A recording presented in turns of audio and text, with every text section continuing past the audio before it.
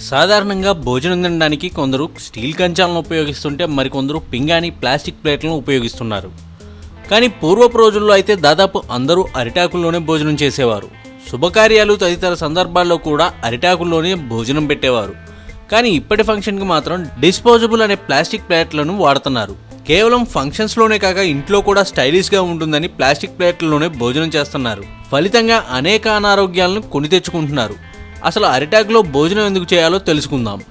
అరిటాకులో ఎన్నో ఔషధ గుణాలు ఉన్నాయి. దీనివల్ల అరిటాకులో తిన్నవారికి శరీరం దృఢంగా ఆరోగ్యంగా ఉంటుంది. అందుకే అరిటాకులో తిన్న మన పూర్వీకులు ఆరోగ్యంగా ఉండడంతో పాటు ఎక్కువ రోజులు జీవించేవారు. ఒక్కోసారి వండిన భోజన పదార్థాల్లో క్రిమికీటకాలు పడుతుంటాయి. వాటి వల్ల ఆహారం విషంగా మారుతుంది. అరిటాకులో ఔషధ గుణాలు ఉండటం వల్ల ఆ విషయాన్ని అరిటాకు గ్రహించగలుగుతుంది. అరిటాకులో ఆహార పదార్థాలను వడ్డించినప్పుడు ఆకు నల్లగా మారిపోతే అందులో ఆరోగ్యానికి హాని చేసే విష పదార్థాలు ఉన్నట్లు భావించేవారు మన పూర్వీకులు. ఇక మూడవది, వేడివేడి ఆహారాన్ని అరిటాకులో వేసినప్పుడు ఆ వేడి ఆకు పైపొర కరిగి ఆహారంలో కలుస్తుంది. దీనివల్ల ఆహారానికి రుచి పెరుగుతుంది.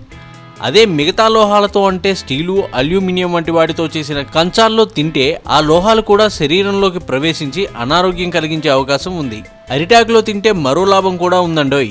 అరిటాకులో అన్నం తినేసి బయటపడేసినప్పుడు కూడా సులువుగా భూమిలో కలిసిపోతుంది. అదే ప్లాస్టిక్ అయితే డీకంపోజ్ అవ్వక గ్లోబల్ వార్మింగ్ పెరిగిపోతుంది. సో మోడర్న్గా ఉండడం కంటే ఆరోగ్యంగా ఉండటం ముఖ్యం కాబట్టి వీలైనంత వరకు అరిటాకులో తినే ప్రయత్నం చేద్దాం. మన ఆరోగ్యంతో పాటు పర్యావరణాన్ని కూడా కాపాడుకుందాం.